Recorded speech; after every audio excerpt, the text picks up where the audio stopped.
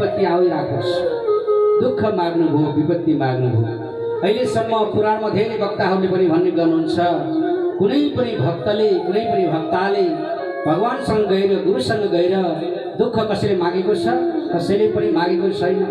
तर माता कुन्ती पनि भने के भन्नुहुन्छ भने, हे भगवान, हजुरसँग मैले दुःख चाहन्छु, मैले हजुरसँग विपत्ति चाहन्छु। भगवानले सोध्नुभयो, किन तिमीले दुःख माग्छौ भन्दा माता कुन्ती भन्नुहुन्छ कि भवतो दर्शनम यत्स्यात्, यदि मेरो जीवनमा दुःख आयो भने मैले कसलाई सम्झिन्छु? हजुरलाई सम्झिन्छु। सुख आयो भने त हजुरलाई बिर्सिन्छु फेरि, होइन? जब मेरो जीवनमा दुःख आयो भने कहिलेकाहीँ गुरुजनहरूले भन्ने गर्नुहुन्छ, कहिले आपत्ति पऱ्यो, आइया आथु पऱ्यो भने खुट्टामा काँडा बिज्यो भने हरे राम भन्छन्।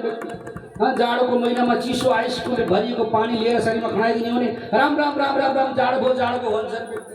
दुःख आयो भने व्यक्तिले के गर्छ त भन्दा भगवानलाई सम्झिन्छ, राम राम भन्छ, कृष्ण कृष्ण भन्छ।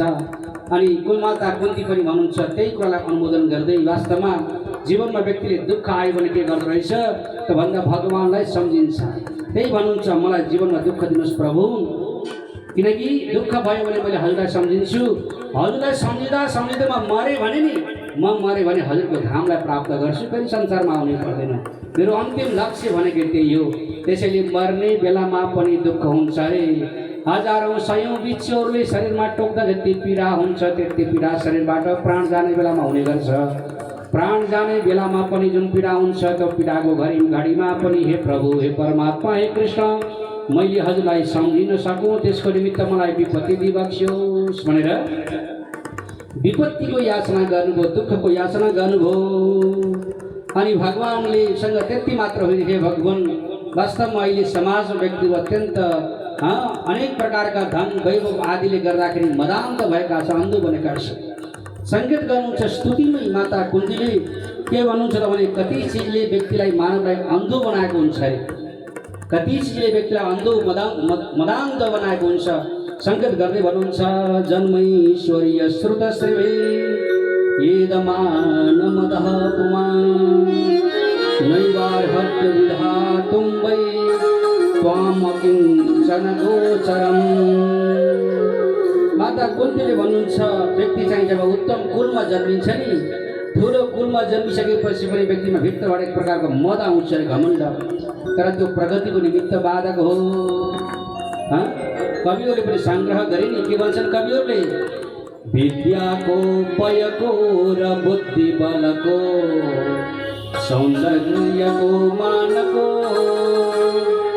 प्रज्ञाको, कुल जातिको, इलमको, ऐश्वर्यको, ज्ञानको, तातो ज्ञास मनुष्यका मगजको सम्पूर्ण उत्रिदिए। पृथ्वीमा सब देवता घर घरै आएर खेल्ने थिए। आज देवताहरू पनि टाढा टाढा भएका छन्। कारण यिनै मदान्त भएको हुनाले हजुर हामी अन्धो भयौँ, कारण विद्याको अभिमान चढ्यो। थोरै दुई चार अक्षर के पढ्यो कि त यो संसारमा, यो गाउँमा, यो ठाउँमा मभन्दा जान्ने कोही छैन भन्ने घमण्ड भित्रबाट आइहाल्छ। त्यसको धर्म स्वभाव हो, अहङ्कार आउनु स्वभाव हो। सन्त महात्मामा पनि त्यो अहङ्कार आउँछ। ब्रह्मलिन स्वामी परमानन्द गुरुजी पनि कहिलेकाहीँ रिसाएर मुठी बाँध्नुहुन्थ्यो, थाहा पाउनुभएको भएन? त्यो प्रवेश गर्छ, किनकि उसको स्वभाव, उसको धर्म हो। तर जसले त्यसलाई नियन्त्रण गर्न सक्यो त्यो महापुरुष हो। जसले उसैको वशीभूत भएर चाहिँ कथालिङ्गी भयो भने, जीवन बर्बाद गयो भने, त्यही चाहिँ के हो त भन्दाखेरि सामान्य व्यक्ति हो, अकिञ्चन व्यक्ति हो। त्यही कुराको सङ्केत गर्दै यहाँ भन्नुहुन्छ, विद्याको, भयको र बुद्धि बलको कहिले उमेर हुन्छ, युवा अवस्थामा म भन्दा बलियो कोही छैन भन्ने खालको अहङ्कार व्यक्तिमा चढ्छ। तर यो विचार गर्दैन कि भोलि बुढेसकालले मलाई पनि छुन्छ, यो विचार गर्दैन। भोलि त्यो लट्ठीको सहारा मैले पनि लिनुपर्छ, यो विचार गर्दैन। लट्ठीको सहारा मात्र होइन कि लट्ठीले पनि उस्तै पर साथ दिँदैन, भित्ताको सहारा गर्दा गर्दै अन्तिममा बिदा भएर जानुपर्छ, यो विचार गर्दैन व्यक्तिले उमेरमा।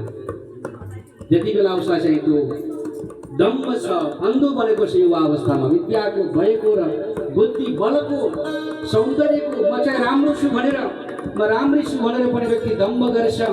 भोलि बिहान यो विचार गर्दैन कि भोलि मेरो पनि गाला हो त्यस्तै हजुर आमाको जस्तै चाउरी पर्छन् भनेर विचार गर्दैन। सबैको एउटै अवस्था हो, अन्तिममा सबै चाहिँ जाने गति एउटै हो। शरीरको धर्म सबैको बराबर छ। यी त के भन्ने जाने आउने प्रक्रियामा मानिन्छ नि। यो शरीर त निरन्तरमा परिवर्तनशील हो नि त। शरीरका 6वटा शरीरका चाहिँ दोषहरू बताइएका छन्। पहिलो अस्ति जायते वर्धते विपरिणामते अपक्षीयते विनश्यति भनेर भगवान शङ्कराचार्यले शरीरका 6वटा चाहिँ दोषहरू, पहिला चाहिँ आमाको गर्भमा आउनु, निरन्तर रूपमा परिवर्तन बनिरहनु, यी के हुन् त भन्दा शरीरका धर्म हुन्। सधैँ एक रूपमा एक रसमा यो शरीर कहिले पनि रहन सक्दैन। त्यसैले घमण्ड गर्छु भने त्यो वस्तु प्राप्तिको निमित्त घमण्ड गर, जुन वस्तु प्राप्ति भइसकेपछि फेरि अर्को वस्तुको इच्छा रहँदैन।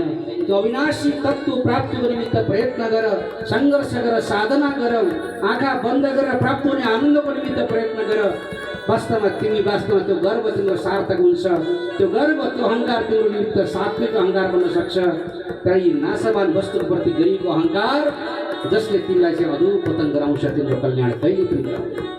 माता कुन्तीले स्तुतिले भन्नुभएको छ, चिले व्यक्ति अन्धु बनेको हुन्छ, म उत्तम कुलमा जन्मियो। त्यहीलाई मैले अघि यहाँ नेपालीमा एउटा कविता पनि सङ्ग्रह गर्दै कविले भन्नुभएको कविता पनि भनेको थिएँ। त्यही हो तातो ग्यास मनुष्यका मगजको सम्पूर्ण उत्पत्ति। त्यो अहङ्कार रूपी जुन तातो ग्यास हाम्रो दिमागमा भरिएको छ, त्यो तातो ग्यास रूपी अहङ्कार जब यो मगजबाट यो दिमागबाट उत्पत्ति भने पृथ्वीमै सब देवता घर घरै आएर खेल्ने थिए। देवताहरूलाई भेट्नको लागि टाढा जानु पर्ने थिएन, सबै ठाउँमा हामीलाई त्यो अनुभव हुन्थ्यो, अनुभूति हुन्थ्यो। यही कुराको सङ्केत यहाँ गर्नुभएको छ। कहीँ उत्तम कुलमा जन्मेको छु भने अहङ्कार छ, मैले पढेको छु भने दम्भ छ, कसैले मैले विद्या प्राप्त गरेँ भने दम्भ छ, कसैले मैले सम्पत्ति प्राप्त गरेँ भने दम्भ छ। यी सबैको कारणले गर्दा व्यक्तिले के बिर्सियो त भने हे भगवान् हजुरलाई बिर्स्यो।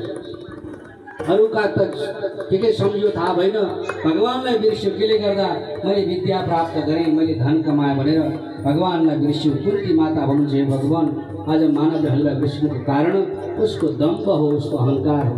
तर त्यो अहङ्कार सधैँ एउटै नाश रूपमा रहिरहँदैन। मैले त बारम्बार भन्ने गर्छु, सबै चाहिँ के हुन् त भन्दा खेलाउन हुन्। आमाले आफ्नो बच्चालाई घरको काम धन्दा सक्नु पर्यो भने खेलाउन दिएर बाबु जाऊ बस खेला खेला भनेर पठाउनुहुन्छ, अनि बच्चा खेल्छ, आमाले घरको काम धन्दा गर्नुहुन्छ कि। अनि फेरि बच्चा एकछिनपछि आयो भने अर्को खेलाउन दिनुहुन्छ, जान्छ खेल्नको लागि, आमाले अर्को काम धन्दा सक्नुहुन्छ। जब बच्चालाई भोक लागेर आयो भने नि त्यहाँ 10वटा खेलाउन दिनुहोस्, जानेवाला छैन। भोक लागेर आएको छैन, आमाले काखमै राख्नुपर्छ, आमाले काखमा राखेर आफ्नो स्तन दुधपान गराउनै पर्छ, नत्र भने त्यो बालकलाई हजारौँ खेलाउन दिए पनि भोलिवाला छैन।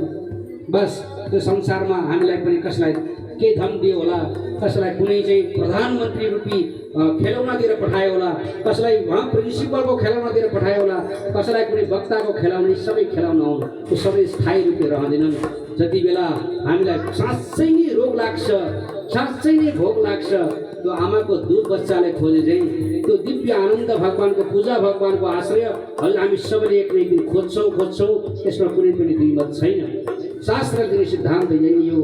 जति धन भए पनि धनी धन सुनै सुनको बिस्तारा डल्लो बनाए सिरानी बनाए पनि, मणि हिरा मणि माणिक्यले युक्त भएको बिस्तारा बनाए पनि, पैसाको बिस्तारा बनाए पनि आनन्दको निद्रा व्यक्तिलाई आउनेवाला छैन। जति बेलासम्म शरीर स्वस्थ हुँदैन, अन्तिम अवस्थामा वृद्ध अवस्थामा व्यक्तिको निमित्त सहारा भनेकी आफ्नो सन्तान हुन्। पतिलाई पत्नी, पतिलाई पति, आफ्ना सन्तानले दिएको पैसोले पनि हुँदैन अरे। सन्तानले राखेको नोकर, काम पकाउने, भात पकाउने, के गर्ने, कपडा धुने 10जना मान्छे राखे पनि आफ्नो छोरो बुहारी बसे जस्तो कहिले पनि आमा बुवालाई हुँदैन। किनकि यो त व्यवहारले पनि पुष्टि गर्छ।